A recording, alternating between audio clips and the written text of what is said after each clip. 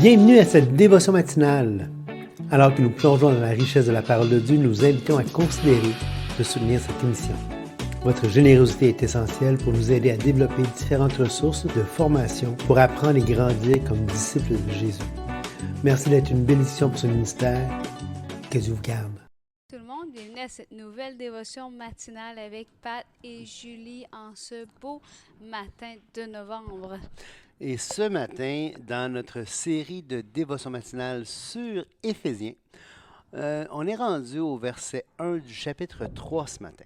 Alors, je vais commencer à lire. À cause de cela, moi, Paul, le prisonnier de Christ pour vous, païens, si du moins vous avez appris comment je fais part de la grâce de Dieu qui m'a été confiée pour vous, c'est par révélation que j'ai eu connaissance du mystère sur lequel je viens d'écrire en peu de mots. En les lisant, vous pouvez vous représenter l'intelligence que j'ai du mystère de Christ. Il n'a pas été manifesté aux fils des hommes dans les autres générations, comme il a été révélé maintenant par l'Esprit aux saints apôtres et aux prophètes de Christ. Ce mystère, c'est que les païens sont co-héritiers, forment un même corps et participent à la même promesse en Jésus-Christ par l'Évangile, dont j'ai été fait ministre selon le don de la grâce de Dieu qui m'a été accordé par l'efficacité de sa puissance. À moi, qui suis le moindre de tous les saints, cette grâce a été accordée d'annoncer aux païens les richesses incompréhensibles de Christ et de mettre en lumière le moyen de faire connaître le mystère caché de toute éternité en Dieu qui a créé toutes choses. C'est pourquoi les dominations et les autorités dans les lieux célestes connaissent aujourd'hui par l'Église la sagesse infiniment variée de Dieu, selon le dessein éternel qu'il a mis à l'exécution par Jésus-Christ notre Seigneur. En lui, nous avons, par la foi en lui, la liberté de nous approcher de Dieu avec confiance. Alors, cette péricope-là, elle est riche, comme toutes les autres péricopes d'Éphésiens. On ne cesse d'essayer de trouver des nouveaux épithètes pour décrire l'épître, mais la richesse vocabulaire a des limites. Alors... Surtout dans ton cas. Hey! On dit cheap shot, cheap shot. Bon. Je vais faire attention de ne pas m'étouffer avec mes feuilles de menthe. Là. Oui, c'est ça. Donc, dans les premiers versets, Patrice, dans les premiers versets, c'est vraiment comme un retour, là. À cause de cela, donc, à cause de tout ce que je viens de vous raconter, donc, moi, Paul, le prisonnier pour vous, païens. Prisonnier de Christ pour vous, païens. Si du moins vous avez appris comment je fais part de la grâce de Dieu qui m'a été confiée pour vous. Donc ici, on voit vraiment que Paul se place comme prisonnier de Christ, mais pas pour Christ, pour eux. Oui. Oui, c'est ça, pour eux. Et il est en prison, on le rappelle, il est en prison, mais il dit qu'il est prisonnier de Christ, donc le jeu de mots de Christ pour eux, pour vous. Et dans le contexte, il va rappeler qu'il s'adresse à un auditoire, il s'adresse à un lectorat qui est païen, donc non-juif. Parce que c'est ce que ça veut dire. Le mot païen ne veut pas dire méchant, ça veut juste dire non-juif. Donc, son lectorat, il est non-juif et il va s'adresser, il va dire, j'ai été fait, il dit, la grâce de Dieu qui m'a été confiée pour vous. Pourquoi? Mais parce que lui, il a été fait apôtre des païens pour aller annoncer aux païens la bonne nouvelle. Et ce qui est intéressant dans ça, on l'a mentionné la dernière fois, peut-être l'avant-dernière fois, je ne me souviens plus, c'est que quand on lit l'Ancien Testament, et je vous encourage à lire et à relire l'Ancien Testament, si vous n'avez pas lu l'Ancien Testament encore, vraiment, ça vaut la peine parce que le Nouveau Testament est à peine compréhensible sans comprendre l'Ancien Testament. En tout cas, il gagne beaucoup en richesse. Oui. Et on peut lire, on peut comprendre l'Évangile sans l'Ancien Testament, ça c'est clair. Mais pour aller plus en profondeur, pour comprendre les finesses, les détails, les perles qu'on peut trouver, C'est seulement avec l'Ancien Testament qu'on peut le faire. Et vraiment s'inonder, s'abreuver, se submerger de l'Ancien Testament, le lire. Et lisez-le pas comme, pas avec religiosité, l'Ancien Testament. Lisez-le. Écoutez, il y a 40%, presque un peu moins que la moitié, un petit peu moins, 40% de l'enseignement qui est du texte narratif. Ça veut dire des histoires qu'on peut lire comme un roman, et lisez-le comme un roman, comme si c'était une histoire, parce que c'est une histoire palpitante. Et on voit dans l'Ancien Testament, dans ces textes narratifs extraordinaires, on voit plein de personnages historiques, évidemment, mais les personnages, c'est raconté comme une histoire, c'est du texte, c'est du narratif historique. Donc, ça raconte l'histoire du peuple d'Israël, ça raconte l'histoire de l'humanité, mais surtout, ça raconte l'histoire des interactions entre Dieu et l'humanité. Et ça nous dit à plusieurs reprises comment Dieu pense, ce que Dieu en dit, ce que Dieu en pense, que Dieu s'exprime par rapport à ça. Et dans tout ça, dans l'Ancien Testament, on voit que Dieu a toujours eu en tête de faire bénéficier, parce qu'Israël avait été choisi, avait été élu, comme toute élection d'ailleurs. L'élection n'est pas là à l'exclusion des autres. L'élection est là à l'inclusion des autres. Tu n'es pas élu, choisi pour exclure l'autre. Tu es élu, tu es choisi pour inclure l'autre. Ça veut dire que quand tu places ta confiance en Jésus-Christ seul pour la vie éternelle, tu es choisi, tu es élu. Hein, c'est là que tu reçois l'élection. Pourquoi? Pour l'autre. De la même manière, qui est l'élu? C'est Jésus-Christ. Et pourquoi l'élu a été choisi? Pour lui seul à l'exclusion des autres? Non, il a été élu pour inclure l'humanité. Donc, on voit tout ça qui est là, et Paul en parle un petit peu plus loin, on l'a lu, mais c'est vraiment important de réaliser que Paul ici, quand il parle des païens, quand il souligne qu'il a été apôtre des païens, c'était pas cette inclusion du monde païen à l'intérieur de ce que Dieu avait réservé pour Israël, c'était pas inusité. Ce qui est inusité, c'est qu'ils deviennent en Christ co-héritiers.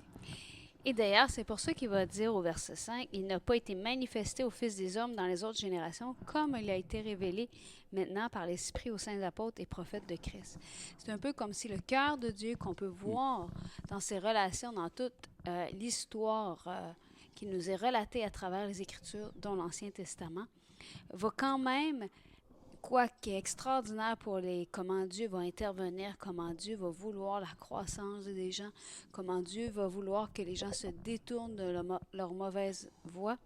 Il y a seulement à l'ère de l'Église qu'il y a ce mystère que les païens deviennent co-héritiers, qui forment un corps, comme on l'avait vu au verset 2, hein? Vous étiez païens autrefois dans la chair. Vous étiez sans Christ, privés du droit. Et au verset 16, on avait lu, « Il les a réconciliés avec Dieu l'un et l'autre en un seul corps par la croix. » Et il revient encore avec ça. Ce mystère, c'est que les païens sont maintenant co-héritiers. Donc, héritiers au même niveau. Exact. Forment un même corps et participent à la même promesse en Jésus-Christ par l'Évangile. Et là, Paul va rappeler, « Donc j'ai été fait ministre selon le don de la grâce de Dieu qui m'a été accordé par l'efficacité de sa puissance. » Donc, et là,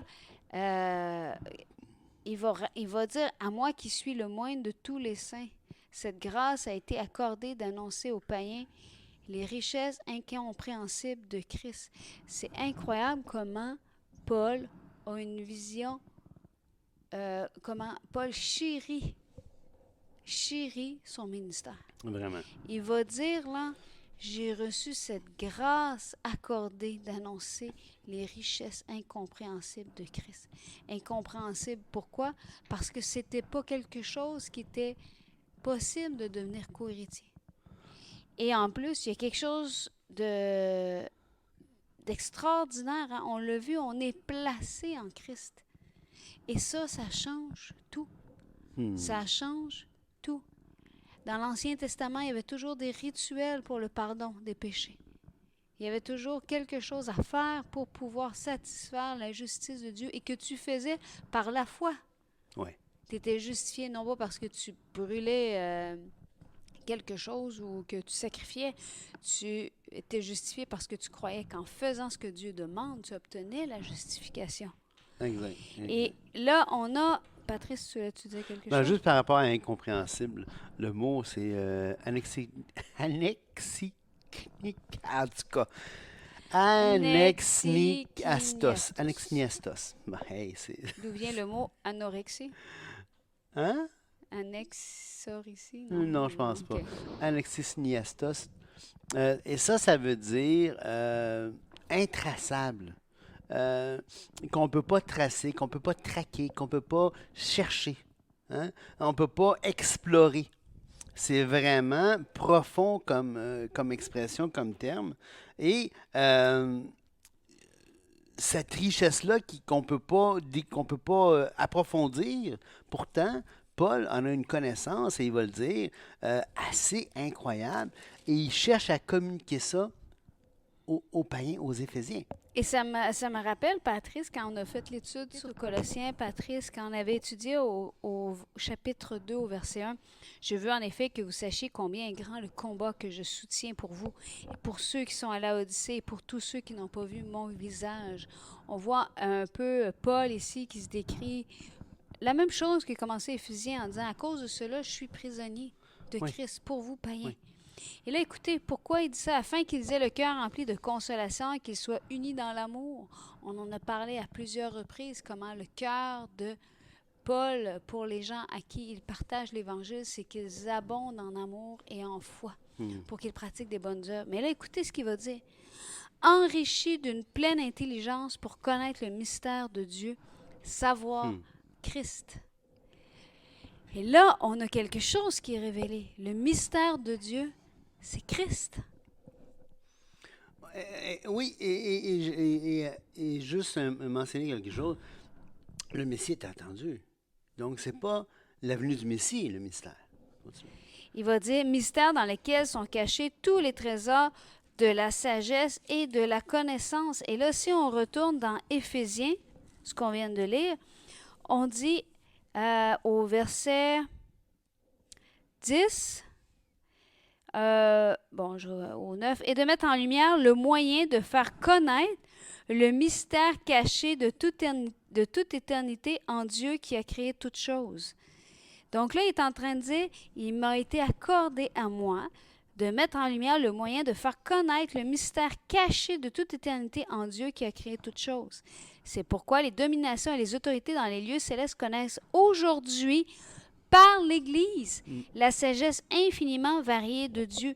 Donc, de quoi il est en train de parler? De ce mystère-là caché de toute éternité qui est révélé à travers l'Église. Pourquoi? Selon le dessein éternel qu'il a mis à exécution par Jésus-Christ notre Seigneur. Et écoutez bien, en lui, nous avons, par la foi en lui, la liberté de nous approcher de Dieu avec confiance. On a été placés en lui par la foi. Que tu sois juif, grec, romain, païen, peu importe, si tu places ta confiance, tu es placé dans le corps de Christ, tu deviens une seule chair avec lui, co-héritier des promesses, comme on a lu au verset 6, en Jésus-Christ par l'Évangile. Et c'était ça le mystère caché. Oui, le mystère, ici, ça a toujours été, on l'a dit à plusieurs reprises, et j'en suis de plus en plus convaincu, le mystère, Christ, le dessein éternel, ça a toujours été d'unir. Dieu a voulu unir par Jésus-Christ le ciel et la terre. C'est ça qu'il a voulu faire. Je suis convaincu que si, par exemple, Adam et Ève n'avaient pas péché et que la chute n'avait pas eu lieu. Que la chute n'avait pas lieu, Christ serait venu quand même. Parce que le but, ce n'était pas la croix. Le but, c'était l'incarnation. L'incarnation est l'union de la créature et du Créateur. Ça, c'était le plan.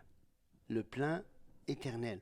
La croix, à cause de la chute, a été rendue nécessaire pour atteindre le but qui était l'union, qui était l'incarnation. L'union, et pas juste l'incarnation, l'union de Dieu avec l'humanité. Et à cause du péché, à cause de la chute, à cause de tout ça, c'était rendu impossible qu'une humanité déchue puisse être unie au Créateur. La seule chose qui rend ça possible, c'est Christ Et oui, et la croix. et tout à fait. Et c'est ce qui est extraordinaire, c'est que à travers Christ, Dieu a non seulement uni le ciel et la terre, comme tu viens de dire par l'incarnation, mais il a uni aussi les Juifs Oui, et les païens qui Oui. sont devenus co-héritiers. exact. Et regardez, cette idée-là, elle n'est pas réservée à Éphésiens ou à Colossiens. Dans Galates, nous sommes Juifs de naissance et non pécheurs d'entre les païens. Et écoutez bien, néanmoins, sachant que ce n'est pas par les œuvres de la loi que l'homme est justifié, mais par la foi en Jésus-Christ, nous aussi nous avons cru en Jésus-Christ afin d'être justifiés par la foi en Christ et non par les œuvres de la loi, parce que personne ne sera justifié par les œuvres de la loi.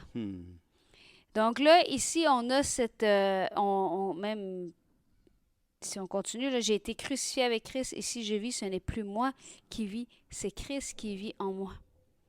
Et si je vis maintenant dans la chair, je vis dans la foi au Fils de Dieu, qui m'a aimé et qui s'est livré lui-même pour moi. Et ça, mes amis, ça change tout. Ouais. Quand tu peux dire, j'ai placé ma confiance en Jésus-Christ seul. Et maintenant, si je vis, ce n'est plus moi qui vis, c'est Christ qui vit en moi. Et si la parole l'enseigne, c'est parce que c'est vrai. Et là, c'est magnifique. Christ vit en nous, on est placé en lui. Oui, On voit vraiment que c'est un corps. exactement. Et ceci dit, et c'est important de le rappeler, on l'a dit à plusieurs reprises, mais c'est important de le rappeler, il va toujours y avoir une distinction, même dans la nouvelle création, même sur la nouvelle terre, même dans la nouvelle Jérusalem, une distinction entre les anges saints, entre l'Église et entre Israël. Hein?